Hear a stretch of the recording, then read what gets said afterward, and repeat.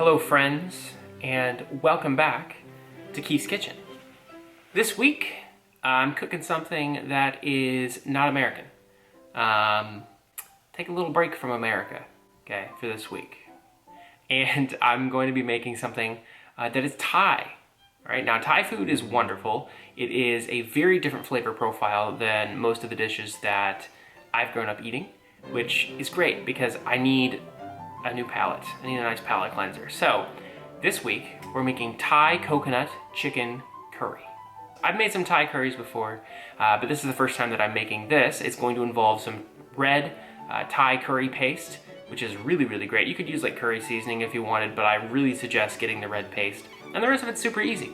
Chicken, coconut milk, onion, garlic, other yummy stuff. So, you know what? I'm gonna stop talking about it. Let's cook some Thai coconut chicken curry.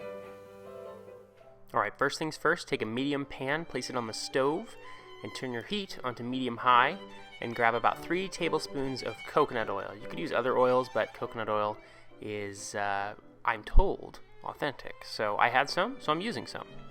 Once that oil has melted and is sizzling nicely, we're going to add in some onion. This is a half cup of chopped white onion.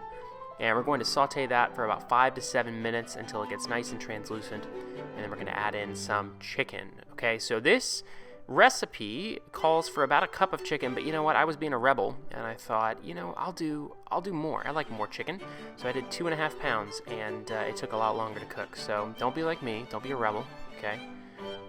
Follow the rules. Do a 1 pound of chicken. But anyway, we're going to cook this for about 5 to 7 minutes until the chicken is cooked through, or in my case, 10 to 15, and then you'll add in spices. This is 3 cloves of garlic, 2 tablespoons of coriander, and 2 tablespoons of ground ginger. Add that right in, and we will stir to combine, cook for about a minute. That's just going to get all the flavors nice and friendly in there, and toast up the spices and the garlic before we add in our next ingredient, which is going to add some moisture and some color into this, which is carrot. Here I have a 1.5 cups, roughly, of shredded carrots, and I just bought some regular old carrots and shredded them myself to save some money, you know? And once that's done, we're going to add in the star of the show. This is red Thai chili paste, and I added about 3.5 tablespoons in there.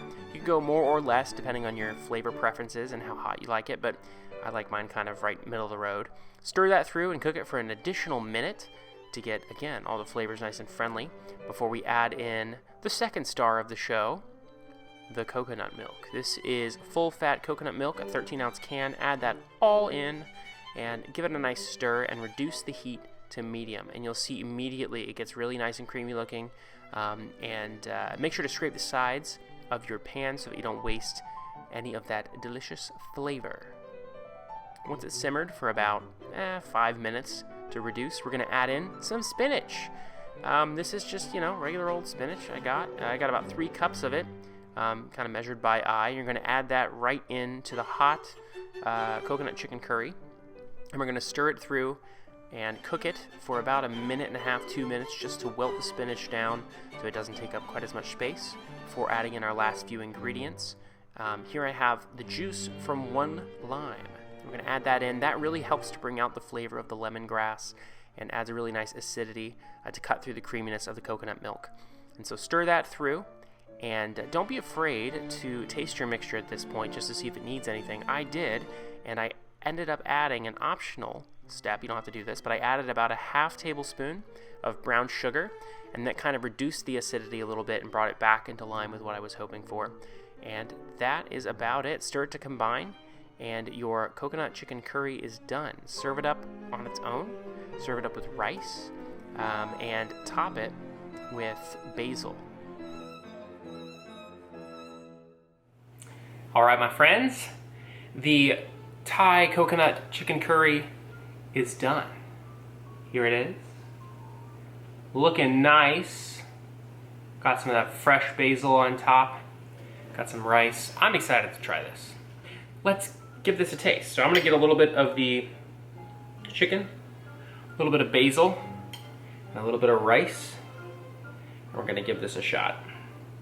All right, here we go. Thai coconut chicken curry.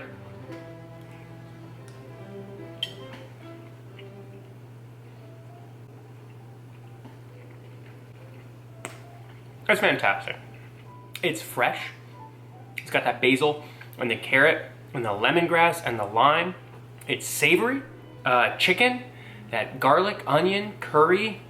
It's filling. It's got rice. You can do as much rice as you want or as little. You don't even have to have this with rice. You could have it with, I don't know, alone.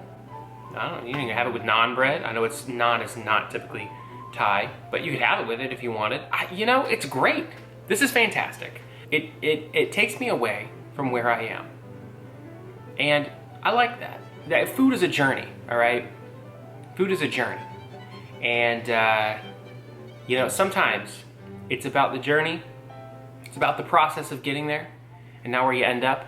But in this case, it's about the process and where you end up. And I had a great time cooking it, and I ended up with something delicious. So a win-win on both fronts. I hope you enjoyed it, and I hope you have a great rest of your week. Thanks for watching, and let me know what you think. I'll see you next week, guys. See you later.